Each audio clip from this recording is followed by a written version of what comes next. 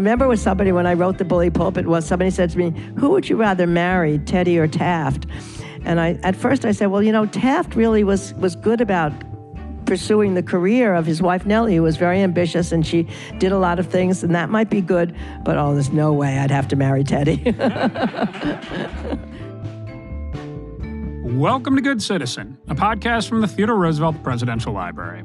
I'm Ted Roosevelt. This week, we're going to try something a little bit different.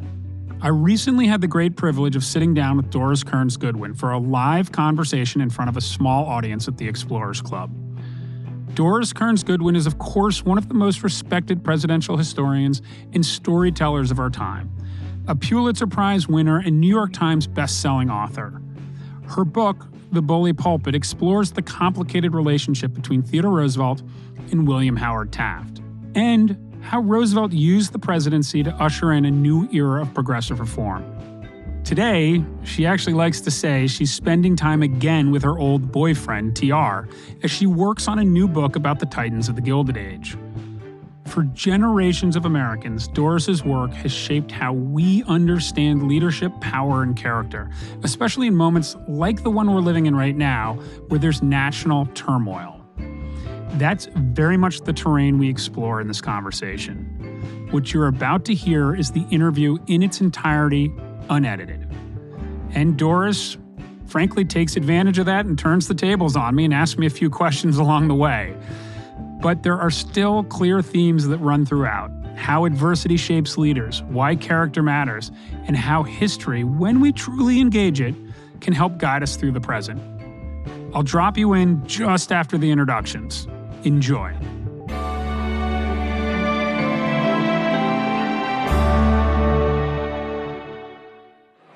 Well, listen, it's not every day you get introduced with your bio and the next one includes the term national treasure in it.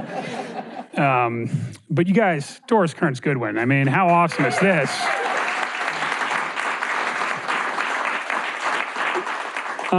It's a little bit of an inauspicious date for two reasons. One is it is 107 years and one day since the passage when TR died on January 6th. And so if you feel his spirit in this room, he spent a lot of time in this clubhouse, it may be because of that. And it's also 6 months till the opening of the Presidential Library. And Doris, last time I saw you, we were both out in Medora, North Dakota, and we haven't had a chance to catch up, but I would love to get your initial impressions of that. It's hard to describe how extraordinary it is. I don't think I've ever seen anything like it, and I've been to most of the presidential museums in the country. There's a sense of wonder about the place, and I think it fits TR so well because John Morley, an Englishman, said about Teddy Roosevelt, and I know I shouldn't call him Teddy, he didn't like that, but I feel so intimate with him because I lived with him for 15 years between Bully Pulpit and Leadership in Turbulent Times and a documentary on Theodore Roosevelt. I feel like he's one of my guys. And I don't mean to be undeferential about that. It's just, I wake up with him in the morning, I think about them when I go to bed at night. But at any rate, John Morley said of TR, I will try to stick to TR, that he was like a wondrous force of nature, a force of wonder. And the only two that he had seen in the United States like that was Niagara Falls and Theodore Roosevelt. And I think the museum is that. There was a sense of childlike wonder in seeing what they've done there. It's just breathtakingly beautiful, number one. It's built into the land so that it's not sticking out from the land. It's part of it. And it's not only that he found solace there, it's that he grew as a leader there. And I think the whole rest of his life was shaped by that place. So it's the right place for this memorial to be, but it's not, as Hillary said, it's not a library, it's not a museum, it's something other than that. You're going to feel his presence. I mean, one of the things about Niagara Falls that this guy, John Forley, said was that it was filled with torrential energy, as was TR. And somehow the place is like that. You feel him there. I went when I was a little girl to Franklin Roosevelt's place at Hyde Park, and it's a very different kind of place, but I really thought he was alive because his glasses were left on the desk. And I figured somebody has to be there to take his glasses. His cigarette holder was there. He'll be back. Then I saw the leash of Fowler on the chaise lounge in the bedroom, and I said, of course Fowler's running around. But in a certain sense, what you think they are there. That's what history's about. We're going to bring him back to life, and there's nobody more relevant, I think, right now. I hope my other guys, my boyfriends, Abraham Lincoln and FDR and Lyndon Johnson won't be mad at me, but there's nobody more relevant to us today. Well, let's get into that. And easy to sort of talk about the Badlands and how that shaped him, but I want to first contextualize this moment in time, because when TR was around during the rise of the Progressive Party, it was very similar to this moment in time. Democracy was being tested in this country. It was extremely polarizing. Talk to us about what made that moment in time so polarizing. Well, I think if we talk about the turn of the 20th century, it really does have that sense of a parallel to today, because the Industrial Revolution has shaken up the economy, much like globalization and the tech revolution have today. First time you had a huge gap between the rich and the poor. The first time that there were so many immigrants coming in from abroad, more than before, and nativist spirit had risen against that. You had class structures that were beginning to develop. You had new inventions, so people were fearful of this changing pace of life. They were sort of worried about it, and they wanted to go back nostalgically to an earlier place without the automobile, without the telephone, without the telegraph. And there was a sense, as Roosevelt said, that people in different regions and classes were beginning to feel each other as the other rather than as common American citizens. And that was his major worry at that time. So I think when we look at today, I mean, what he was arguing for was you need to feel a sense of commonality that goes across the sections of the country, that goes across religion, that goes across classes. He called it fellow feeling, that for a democracy, fellow feeling is the most important quality. And when I think of the silos that we're living in today, and what would it take for a leader to be able to connect us, and that's what he did somehow, magically. I mean, the square deal for the rich and the poor, the capitalist and the laborer. So simple, but so clear. I think it's what all of us want. TR's early life was really marked by a lot of adversity. He was a sort of weak young child. You know, we talk about his time in the Badlands, but he had a ton of health challenges. Talk about how that influenced his ability to overcome these struggles. Like, how does that become a defining characteristic of his character? I think, you know, from all the studies of leadership that I've done in 50, almost 60 years, I'm actually 83 years old. When I get a happy birthday, I think, oh no, is this possible?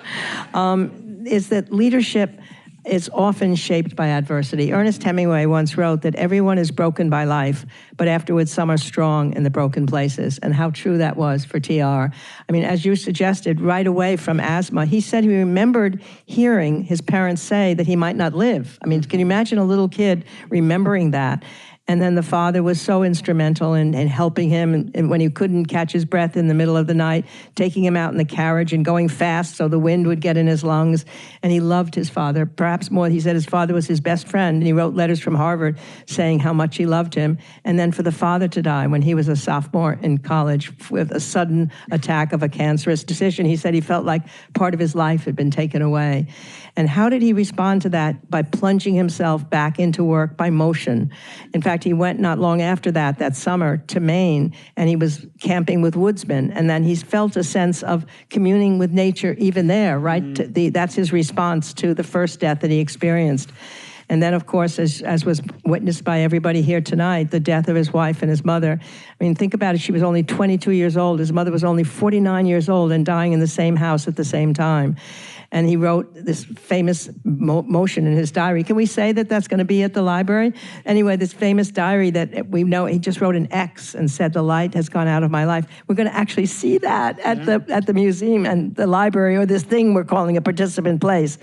And then again, how does he respond to that death? He goes out there and he says that he needs to ride his horse 15 hours a day so that he can sleep at night.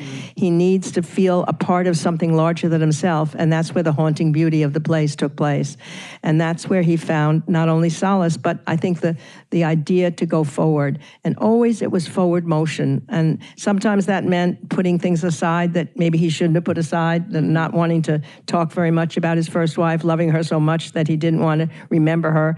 You would hope that somehow, and her stories have come out through Ed right now, which is wonderful. I mean, these people have to be remembered. That's what history does. But I think it's an extraordinarily important role. He said not only that he wouldn't have been president had he not been in the Badlands, but more importantly, if he had to choose one part of his life to go back to, even after the presidency, he would go back there. Yeah. There was something about that, and he wrote some of his best writings when he was there, just sitting on that porch and somehow communing with some spiritual. Nature became his healer. Yeah. And it will be for the people that go there. That was an incredible story that you told about people coming. I don't think I'd fully realized that. That's wonderful that they can find that same sense there. We'll talk a little bit about his time in the Badlands. I've heard you refer to it as sort of the fulcrum moment in the hero's journey. It was clearly hugely influential in his later life. What was it about that experience that influenced his leadership style? Yeah, the biggest thing that happened really there was that he said that he changed his attitude toward his career. That before that, he was thinking about, well, I'm now a state representative. Maybe I'll be a state senator, and then I'll be a congressman, and then I'll be a senator, and then maybe I'll be a governor, and then maybe president.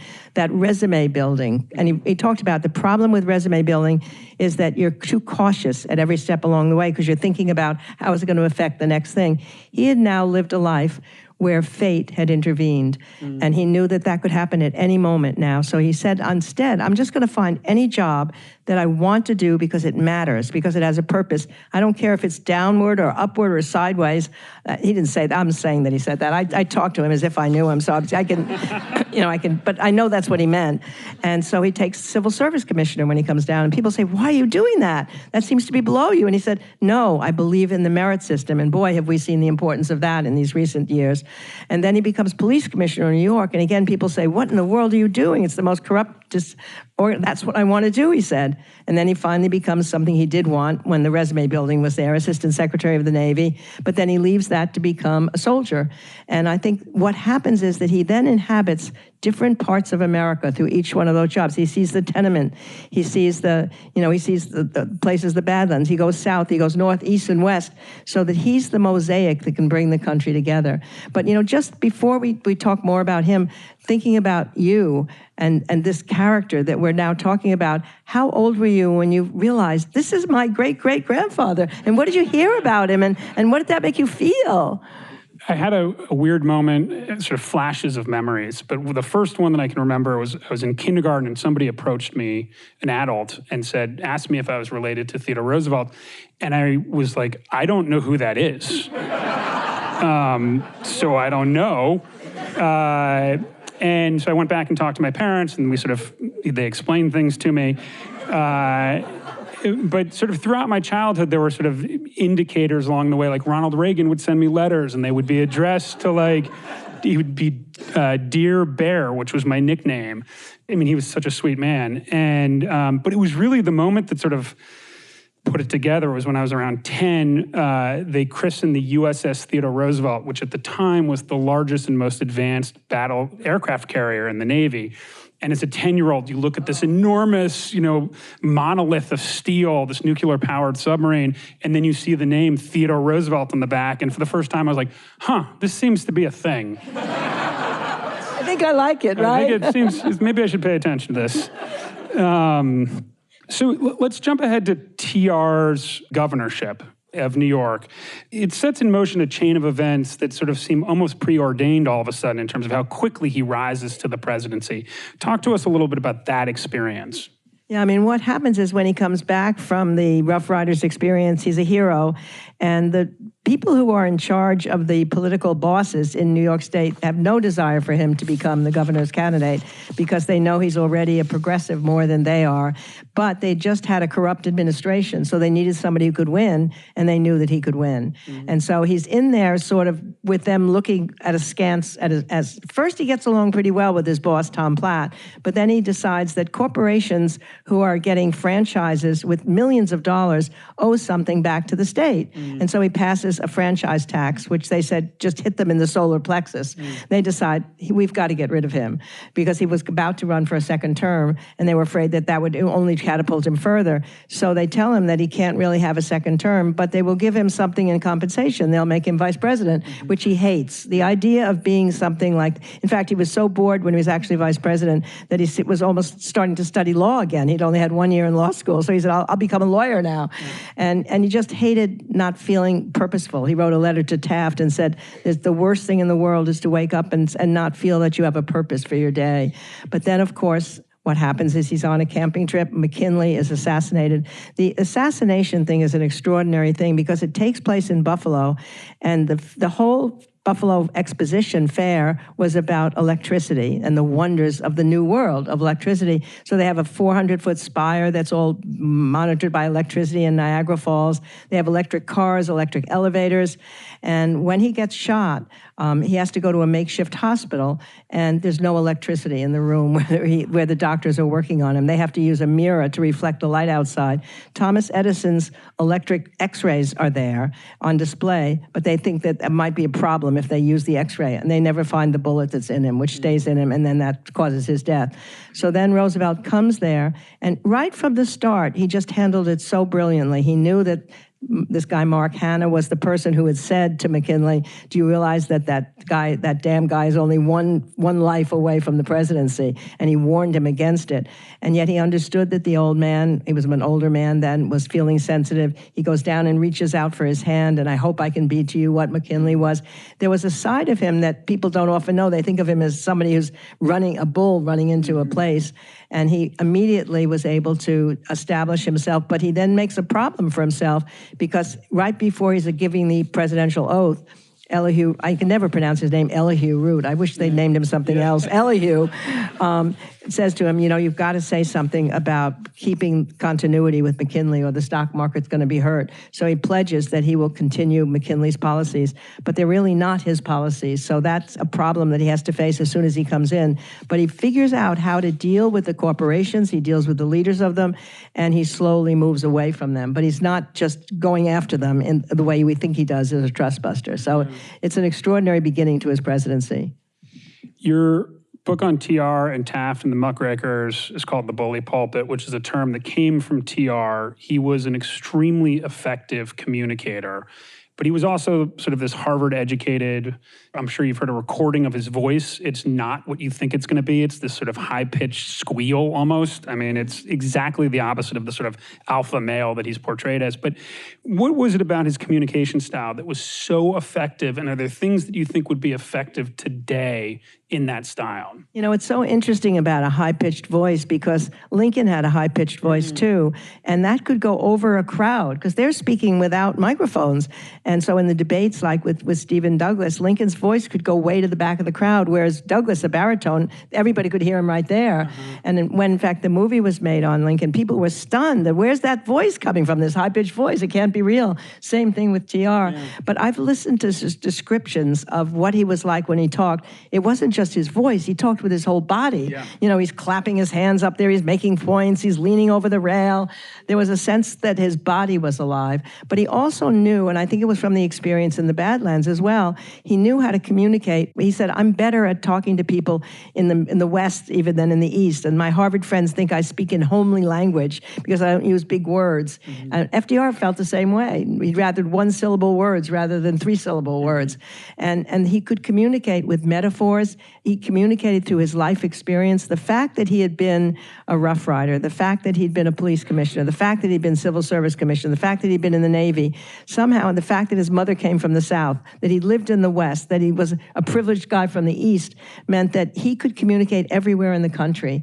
And what he did as soon as he came in was to get friendly with the press. He understood that that was really important because he needed his voice to be communicated. So the first day in the office, he invites the three wire surfaces to come, and he sits them down. He says, okay, we're going to have I'm going to call you by your first names. I'm going to talk to you all the time, which is really what he promised to do. As long as, if I ever say that this is off the record, if you ever violate that, you'll be banished. So they knew what they were up to. But that meant that every day when he was being shaved, they could come into the barber. They called it the barber's hour. They could ask him questions. The barber's doing a straight razor. They said the barber had to have the best hand in the world. But most importantly, what he understood about the press was that they were going to criticize him and that he had to deal with that. And he dealt with it with humor. I think humor is one of the most important qualities that any of the leaders I've studied have. I mean, I'm sure you famously know the story when he wrote his memoir about the Spanish-American War and his experience in it. This great humorist, Mr. Dooley, Peter Dunn, wrote, and he said it was an interesting book, but he put himself in the center of every single battle, every moment of that war. He should have called it Alone in Cuba. So what does TR do? Rather than being mad, he writes to me, he said, I regret to tell you that my wife and my intimate friends are very interested in what you said. They agree with you, but now you owe me one. You have to come meet me because I want to know you. So they became friends. And then later there's a story about a fancy woman coming up to him in a party and saying, I've read all your books. And he said, oh, well, which one did you like the best? And she said, oh, that one, Alone in Cuba. That was the best one. But again, he could laugh at himself. There's another story when he's police commissioner and he has to exercise the Sunday closing law. And so the people hate it. The working class people hate it. It was the one day of the week that they could sit in a saloon and relax. And he didn't agree with the law, but he had to enforce it because he was police commissioner. So there's a huge parade against him where there's all these floats showing him drinking wine and then the poor working man not being able to get in the saloon. And there's posters against him. And he stands in the receiving line waiting, with all the other people to watch the whole parade. And he says, "Oh, that's a great poster. Can I look at that?" He goes over. And then the audience, the newspapers the next day write, they came to jeer and they ended up cheering. They said to him, "Teddy, you're a man, you're a man."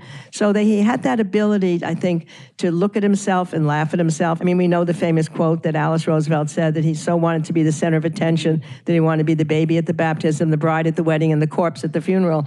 But even then, he recognized when he was state legislator that he was firing and jumping up so much and talking all the time that even his fellow Republicans were pissed off at him. And he said, "I've developed a swell head." He could see that about himself. And the press loved him. I mean, the cartoons were made of him. And he loved the cartoons, even when they're making fun of him. That he said, there's something about seeing yourself in a hieroglyph. It makes you feel that you're lasting forever. So there was a sense of him, I think, that understood the press. He felt he was one of them because he wrote as well. He invited them to lunches, to dinners. He would send his speeches to them. They would have rocky times sometimes together, but they kept coming back. And that was the bully pulpit. That's what he named, that the presidency as a pulpit, unlike any other, to be able to educate the country. So what he does then from that first day on is not only does he have a great relationship with the press, but he goes out among the people. And he took constant train trips. I love the idea of his being on a train all the time. Whistle-stop trains, the Pullman trains, and he would go from one place to the other, get off and talk to the people, and then people would be waiting on the roadsides. There was something electric there was a charisma, there's no question. There are people, when you hear them describe it, because of what I'm working on later, which I'll talk about, 1 million people came to see him on July 4th in 1902 in Pittsburgh. 1 million people, never had that many people ever gone to see somebody. That's because he was out in the country. So he's on this train, and the great story I love is that he's waving to everybody, even when he's just standing there the whole time at little roadsides. There may be 5 or 10 people there, and he's waving at a group of people, and for once, they're not really responding well.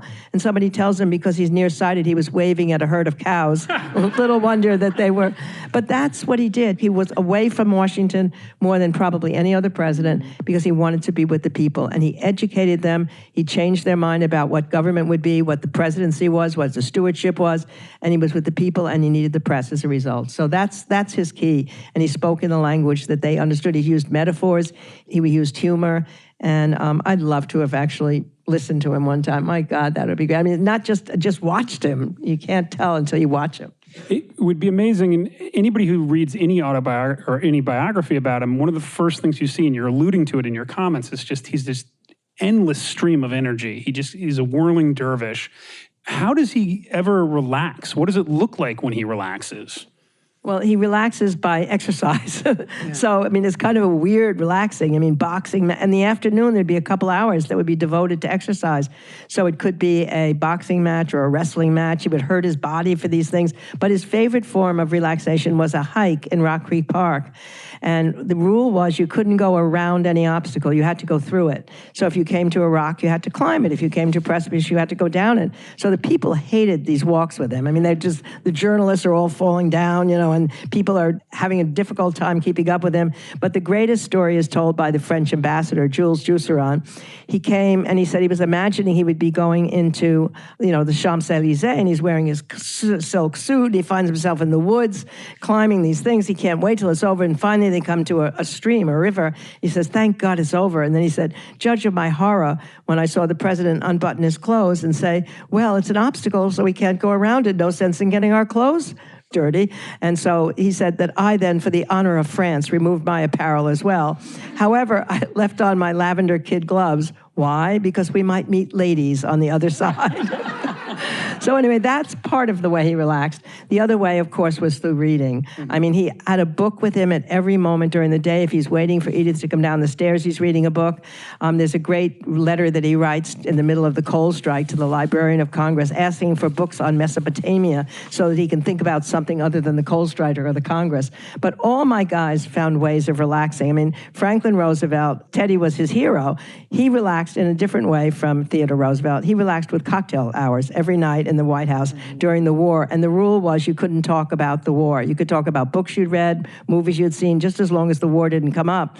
And after a while, this cocktail party mattered so much to him that he wanted the regulars who would be at the cocktail party to live on the second floor of the White House with him. So it became the most exclusive residential hotel you could possibly imagine. His foreign policy advisor, Harry Hopkins, came for dinner one night, slept over, never left until the war was coming to an end. His secretary, Missy LeHand, lived right there. Eleanor Roosevelt's great friend, Lorena Hickok, lived next door to her. Princess Martha came from Europe during the war, and she was there on the weekends. And, of course, the great Winston Churchill spent weeks at a time there, and they all were at this cocktail party together. So when I finished the book on No Ordinary Time, I was on a radio program in Washington, and I was mentioning I'd love to see the second floor of the White House again and figure out who slept where. And it happened that Hillary Clinton was listening. So she invited me to a sleepover in the White House where I could then wander the corridor and figure out where everyone had slept 50 years earlier. So 2 weeks later, she followed up with an invitation to a state dinner, after which between midnight and 2, the president, the first lady, and my husband and I, with my map in hand, went through every room and figured out, yes, Chelsea Clinton is sleeping where Harry Hopkins was, the Clintons are sleeping where FDR was. We were in Winston Churchill's bedroom. There was no way I could sleep. He was there drinking his brandy and smoking his cigar. In fact, that there's a story about another naked man that has to do with that room. When right after Pearl Harbor, when Roosevelt and Churchill were set to sign a document that put the Associated Nations against the Axis powers, Roosevelt awakened that morning with the whole new idea of calling them the United Nations against the Axis powers. He was so excited he had himself wheeled into Churchill's bedroom to tell him the news, but it so happened that Churchill was just coming out of the bathtub and had absolutely nothing on. So Roosevelt said, "I'm so sorry, I'll come back in a few moments." Churchill, amazingly, standing up, still dripping from the tub, says, "Oh no, please stay. The Prime Minister of Great Britain has nothing to hide from the President of the United States." So the next day I couldn't wait to go in the bathtub, and then I truly felt I'm in the presence of the greatness of the past. But Roosevelt, Franklin Roosevelt's hero was TR. Yeah. So the connections between them, they're also Eleanor's connected because, of course, she is Elliot Roosevelt, Franklin Teddy Roosevelt's brother's daughter. And when they get married, one of the great things that Theodore Roosevelt says to Franklin and Eleanor, well, you can at least have the same monograms on your towels, the Roosevelt. I think he also said it's good to keep the name in the family. That's exactly right. Yeah. That's exactly right. But that's so important, I think, for all of us today with cell phones going with us everywhere we go. We think we're too busy to find the time to think, to relax, to replenish one's energy. But the guys that I study, they were pretty busy with civil wars and depressions and World War IIs, and they all found the time to relax and replenish energies and think. Just get away from things and think. The library is going to focus on, and Ed talked about it earlier, but leadership, conservation, and citizenship. I wonder what lessons you've learned from TR that you think are the most applicable or would be the most useful for the nation to know from the learnings of TR at this point. You know, I tried to think, people have always asked me, is there a magical key to leadership? Is there one quality? And it really isn't one quality. It's a combination, I think, of emotional qualities, like we think of emotional intelligence. I mean, humility is one. And I think, as I say, even though we don't often think of that with TR, he was able to understand himself well enough to be able to correct his own behavior when he thought it wasn't right. Empathy is one of the most important qualities that a leader needs to have.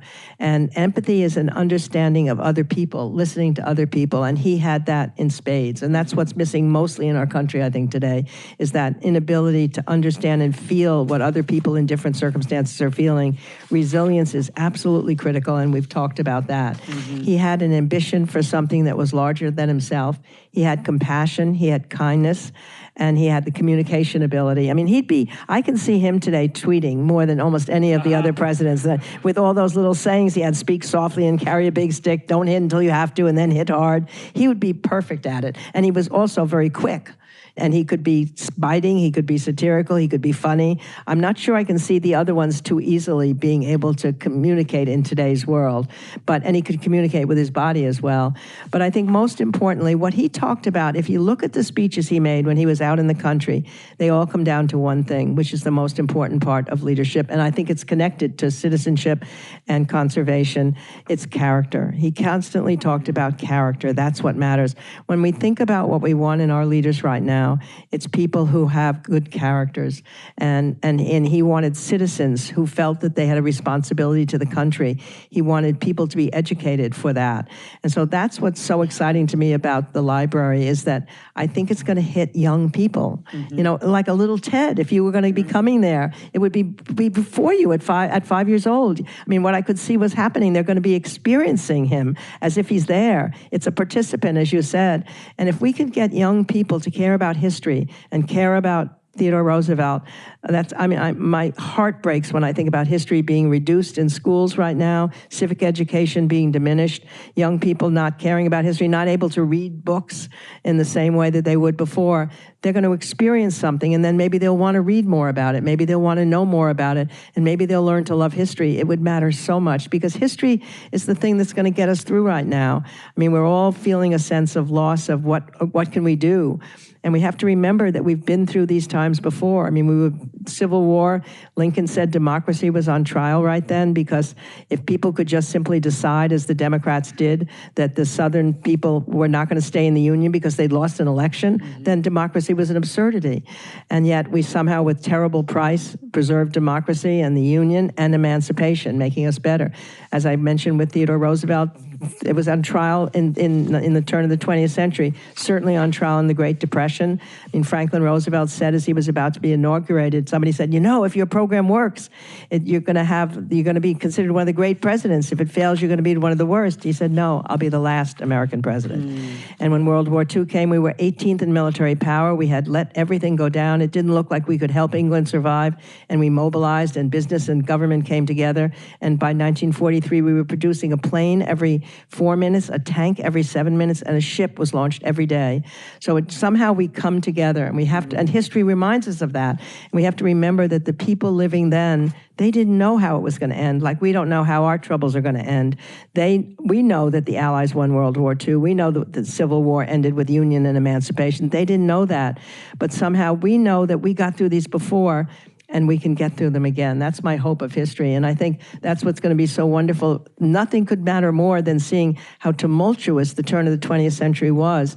It was a time when there were riots, when there were strikes, when labor and management were at each other's ends, and when there was a real sense of whether the country was going to be able to hold together. And somehow that he held it together.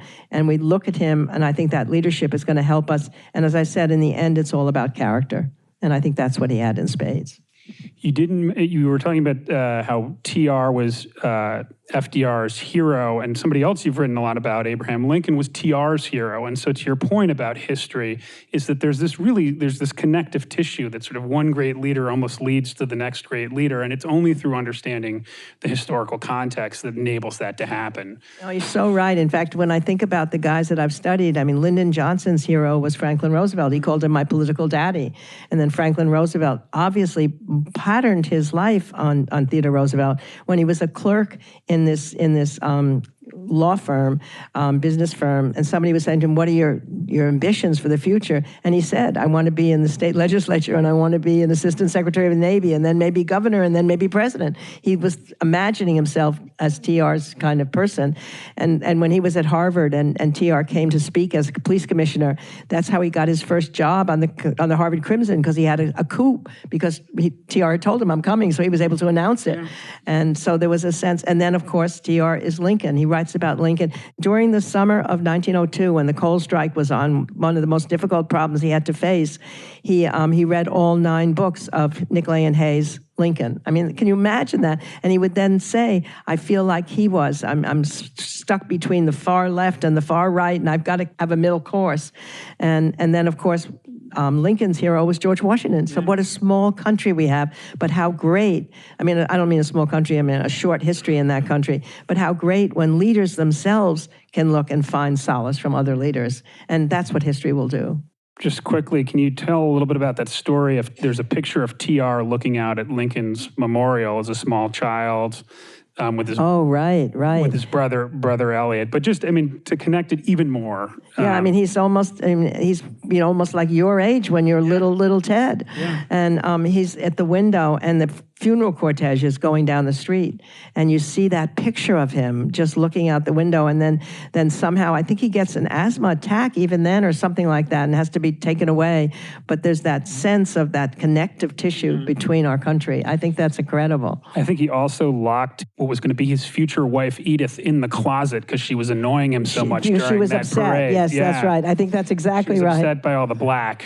How great, though, that in the end, as Ed O'Keefe knows so well, I mean, having loved Alice as much as he did, and yet he found in what had been his best friend when he was young, the woman who could give him such enormous fulfillment and become the mother of the kids and become his soulmate. You, and it's been alluded to, but I think it's not entirely public, you are working on another TR book right now. Can you share with us a little bit about that book? Just before I do, I want to just hear from you a little bit more. What about Awesome. What about your sense of what is the legacy that you hope that the museum will be able to leave about Theodore Roosevelt? Not just what he did, but maybe who he was or what he did. How do you think about it when you've been out there like more than us? So tell me what you think about all this. I think there are a lot of important lessons from TR that are applicable to today. And it's less about his policies and more about his orientation than anything else. So, and you've hit on a number of these, but kind of duty before comfort was something that he believed in very much. The idea that privilege was brought an obligation to it, and that if he held power, he held it in a trust for the people, particularly those who didn't have power. He was very much moral courage was a big part of who he was. He left the Republican Party when it stopped living up to the ideals that he thought were in the best interests of the country, which was certainly not a smart political move for him to do. He believed in striving over perfection. If you've read the Man in the Arena speech, you know that it was about effort. It wasn't about even accomplishing your goals. It was about being in that arena. And finally, maybe kind of patriotism with responsibility. For him, he loved America deeply, but it didn't mean that you could only flatter the country. You had to challenge the country. You had to encourage it to be better than it already was. You mentioned this sort of over, under, through, but never around idea, which was one that he used with his kids when he walked through the woods, and he used with diplomats that came to the White House. It's something that Serena and I actually use with our kids. This idea of that when you're going from a point to point, you got to go through whatever the challenges are in front of you. And I think this nation right now, more often than not, will use political expediency to go around the challenges that we're facing and leave it for the next generation a more complicated problem. And so I would love to see the country, and Ed, you mentioned this earlier, this idea of TR being a Rorschach test. I'd love to see both sides of the aisle, independents alike, be able to come to this library and take away that sense of duty, that sense of obligation, that sense that we are only going to succeed if we do this together, and that it's not a zero-sum game for us. Oh, I think you're so right. I mean, I think in some ways, too, one of the things that he really resembles in or allows people to think about is politics is an honorable vocation. I mean, he talked about the fact that the great thing about politics, and that didn't mean necessarily even elective office, I just mean public service, is that you get to see people that you might not ordinarily see and deal with as just from your own little life. It expands your understanding of human nature. I mean, he was for the idea of some sort of national service. And I think if there's any one thing I'd love to do right now is to have every kid after high school go to a different part of America and have a common mission that they're working on in that, from the kid from the country to the city, or the west to the east, or the south to the north, working together so they understand who the other people are in the country and how much they have in common. I mean, it sounds so simplistic to say more in common than what, but that has to be what we feel again. And that sense of empathy and understanding is so important. And so that's something that my youngest son joined the Army right after 9/11, and he will say that nothing was more important than leading his platoon of kids he had just graduated from Harvard at that June, so he come from a privileged background, but he led every single kid from different classes. They formed a mission together. Nothing will be prouder than him than bringing that platoon through. But it doesn't have to be military service only. It can be national service. Yeah. So I think if we can get in the library people feeling by the end of that participant experience that they want to do something. I mean, the change that's taken place in the country is never just from the top down. And I think that's what I think the museum is going to illustrate as well. It always comes from the ground up. I mean, when Lincoln was called a liberator, he said, "Don't call me that. It was the anti-slavery movement and the Union soldiers that did it all." The progressive movement was already in the cities and states. Jane Addams and the settlement houses were there before TR comes in. And then obviously the civil rights movement was essential for what Lyndon Johnson was able to do in the 60s. And I think we just want to inculcate in young people again that belief they can make a difference. They can be that person, the kid in the arena, not simply the man in the arena. And if we can do that, then this thing that's being built out there will have an enormous impact. It's just lucky in a way that it waited all this time to happen. If it had been built earlier, it would have been a normal museum. Yeah. We would have been looking at all this stuff and that would never have fit his personality. He would have said, "No, I want action, I want motion, I want people to go out of here and do something." And that's the hope when they leave this place. They're going to say, "What can I do?" It doesn't have to be big things. So what can I do in my school to make it better? What can I do in my neighborhood? So it's pretty exciting to think that that's going to, I agree with you totally. That's what the legacy should be. The other thing that I love is that we have 100+ years to look back at the legacy, and the principle is not actually involved in the project. So it's not about the ego of the man, right? I mean, we get to really be able to look at this and look at the American century and say, what is this man's actual impact? And if you look at some of the more modern presidential libraries, unfortunately, the principal often is thinking about his legacy from his perspective, and it can sometimes miss the mark when you think about the impact for the country. Right? Like, what does it really mean? What did this person's impact really matter? So now you got to tell us about your next book. Okay. So I'll tell you how it came about. Was my publishers, knowing my age, came to me and knowing that it takes me a very long time to write these books. I mean, it took me 7 years to write The Bully Pulpit. It took me 10 years to write about Lincoln and the Civil War. So they know that if I'm going to write another book, and maybe not a 10-year project, so they said, why don't you choose one of the 4 guys that you've lived with and find an aspect that you didn't work with in that person. So I was playing around with Lincoln for a while, and then finally I just decided that I would there's something about the Gilded Age right now, there's something about a showdown in the Gilded Age, and that I would deal with Roosevelt's relationship with the business titans of the time. Not just antitrust, it's so interesting, he's so complex about it. He's not upset about corporations just because they're big, only if they're not responsible, only if they're not treating the employees well, only if they're not sharing the stock, if they're crushing opponents, and if they're not treating their employees well, and they're using the monopoly status to foist price increases on people, then he's going to go after them. Mm-hmm. But so I'm dealing with J.P. Morgan and Rockefeller and Harriman and Armour and how he deals with them all. And he courts them at times. He needs Morgan over and over again in the coal strike. He needs him in the Panic of 1907. They have an interesting relationship. The interesting was Harriman was his friend and then was his enemy, and Rockefeller he sued, and I'm loving it. I'm learning about things that I didn't know about before, corners on the stock market, and oh my God, I have to learn a lot of economics, but that's what's exciting when you're older, if you can feel like you're still learning, and mostly I'm just living with Teddy Roosevelt again, so I wake up, it's fun. He's, one of the things that Franklin Roosevelt said about Churchill after they first met, which I love this comment, he wrote to him and he said, it's fun to be in the same decade with you. I mean, what a sense of self. It's fun to be I feel it's fun to be living with Teddy Roosevelt again. Each time I moved from one president to another, I'd have to move my books from that president out of my study and bring the next guys in, and I felt like a little disloyal that I was leaving an old boyfriend behind. So I remember with somebody, when I wrote The Bully Pulpit, somebody said to me, who would you rather marry, Teddy or Taft? And at first I said, well, Taft really was good about pursuing the career of his wife, Nellie, who was very ambitious, and she did a lot of things, and that might be good, but there's no way I'd have to marry Teddy.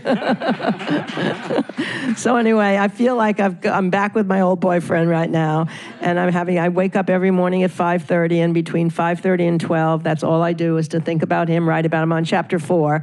They've actually got me on a timeline. Every 2 months I have to produce a chapter. So I'm actually ahead of it, but they don't know that because I'm afraid I might fall back.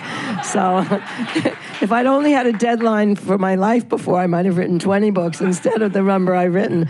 But it's real. And then all the rest of my life, Beth and I, are doing documentaries or doing movies and stuff, and that's the afternoon. But the morning, it's so exciting to wake up and think I'm going to be thinking about him tomorrow and today. And even tomorrow morning, hopefully at 5:30, I'll be living with him in 1902. That's where I'm up to right now. Doris Kearns Goodwin, thank you so much. Thank you. It's really great. Thank you.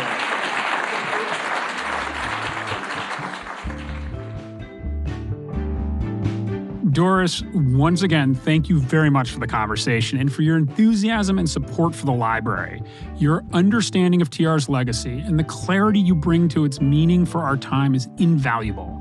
We're fortunate to have your voice championing this work. Thank you. Listeners, what did you think?